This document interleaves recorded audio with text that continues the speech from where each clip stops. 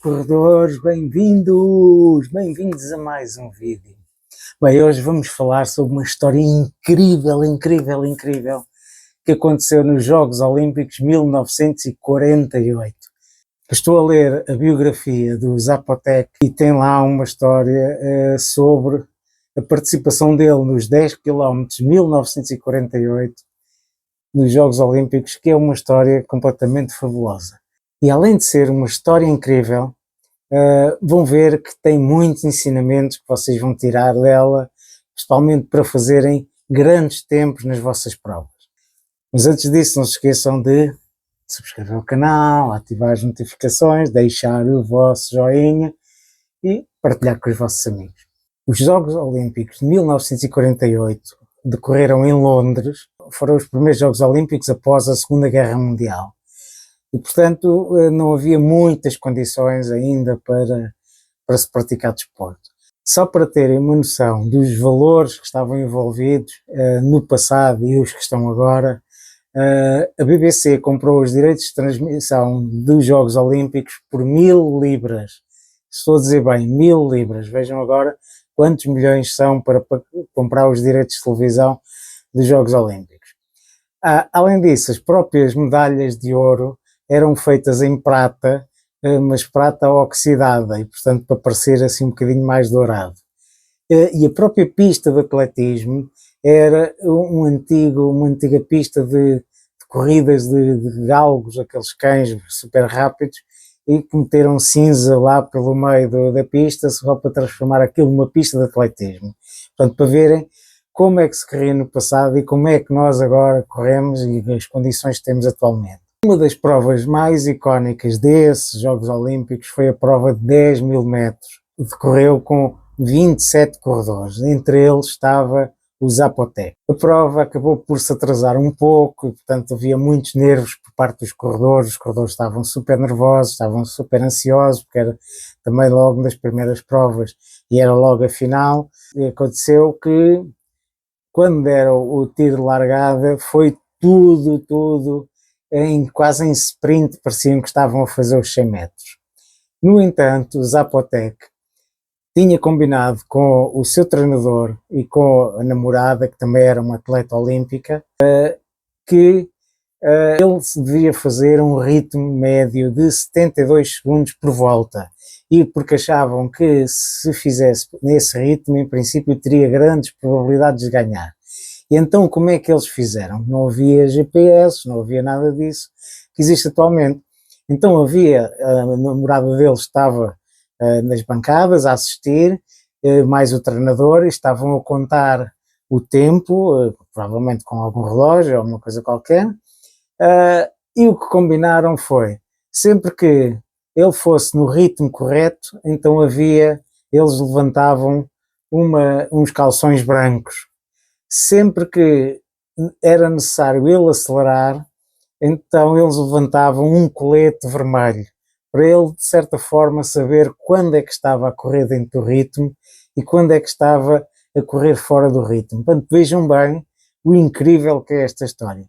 Como eu disse há pouco, quando deram o sinal de partida, os corredores lançaram-se muito e ele teve que se conter para não fazer a mesma coisa. E até à 8ª volta ele só via os calções brancos, então ele não podia acelerar, ele estava completamente a consumir-se, porque ele não sabia bem o que é que havia de fazer, já pensava que tinha havido algum erro na comunicação e que, portanto, tinham combinado outra coisa, mas o que é certo é que até à 8ª volta ele foi super lento, ou pelo menos comparando com o resto dos corredores, e ele dos 27 corredores ele estava em 17º classificado.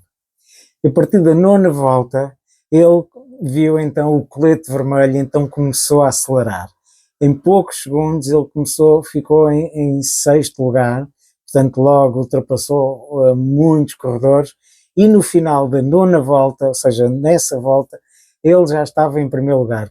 E portanto ele começou a correr super rápido e entretanto começam outra vez os calções brancos para ele manter o ritmo.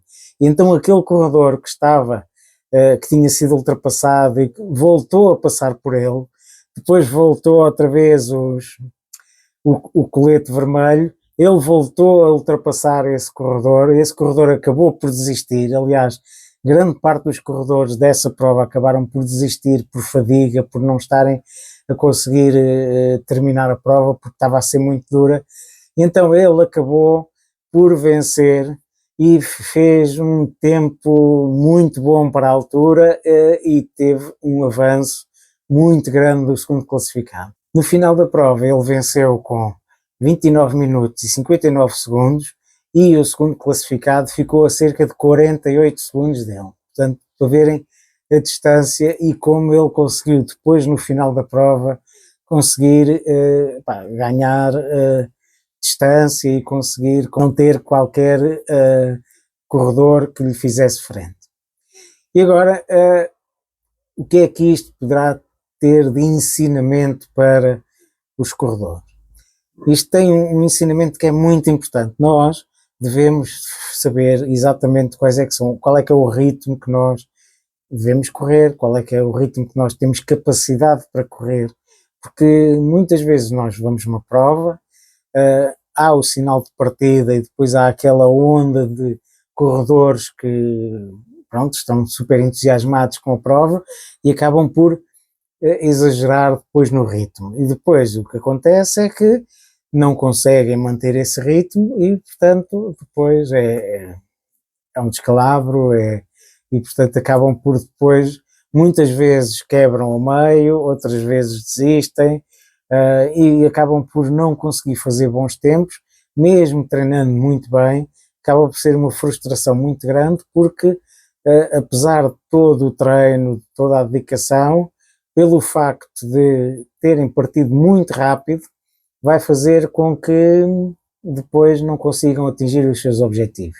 Portanto, isto é extremamente frustrante, é muito frequente, principalmente em provas mais curtas. Por exemplo, uma prova de 5 km, existe uma frase que se diz muito que é: o que vai definir o nosso resultado é o tempo que nós fazemos no primeiro quilómetro. Porque naquele primeiro quilómetro, se nós exageramos muito, se nós corremos muito rápido, depois não vamos conseguir recuperar. Nós devemos tentar conter-nos, como o Zapotec teve que se conter e que já pensava que tinha havido algum problema de comunicação com o treinador, mas pronto, teve que se conter e o facto de se ter contido fez com que depois ele conseguisse recuperar no resto da prova e os outros corredores que foram todos lançados quase como fossem fazer os 100 metros, acabaram por muitos deles terem desistido e pronto, e ele deu um avanço muito grande aos restantes corredores. Portanto, este é um ensinamento que é muito importante nós termos. Imaginemos uma prova de 5 km. Se nós corremos muito rápido, corremos o risco de depois quebrarmos a meio e é um problema muito grande. No entanto, numa prova de 5 km, o máximo que depois nós vamos sofrer é, se nós quebramos aos 2 km, é sofrer durante 3. Agora imaginem o que é fazer uma maratona e quebrarem aos 5 km ou aos 6. Depois têm mais 30 e não sei quantos quilómetros para fazer. E, portanto, tem que ter muito cuidado, muita atenção com esse tipo de situações. Nós devemos conhecer-nos e agora nós temos ferramentas que nos permitem analisar tudo. Nós conseguimos saber a que ritmo nós treinamos, a que ritmo nós fazemos as provas, nós conseguimos saber o ritmo quilómetro a quilómetro, quase se nós se quisermos ver de 100 a 100 metros podemos ver, portanto nós conseguimos perceber exatamente quais é que são as nossas capacidades. E portanto é evidente que depois na prova pode haver um pouco melhoria do resultado face aos treinos.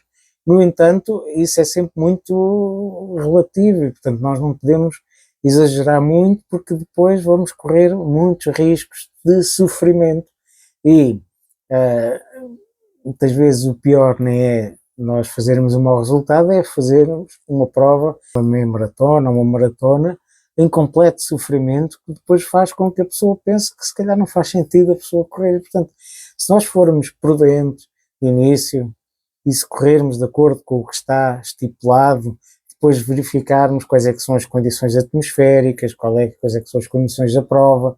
Às vezes nós vamos fazer as provas e nem conhecemos bem o percurso, portanto, se nós vamos exagerar muito e depois vem uma subida que nós não estávamos à espera, depois não funciona, não é?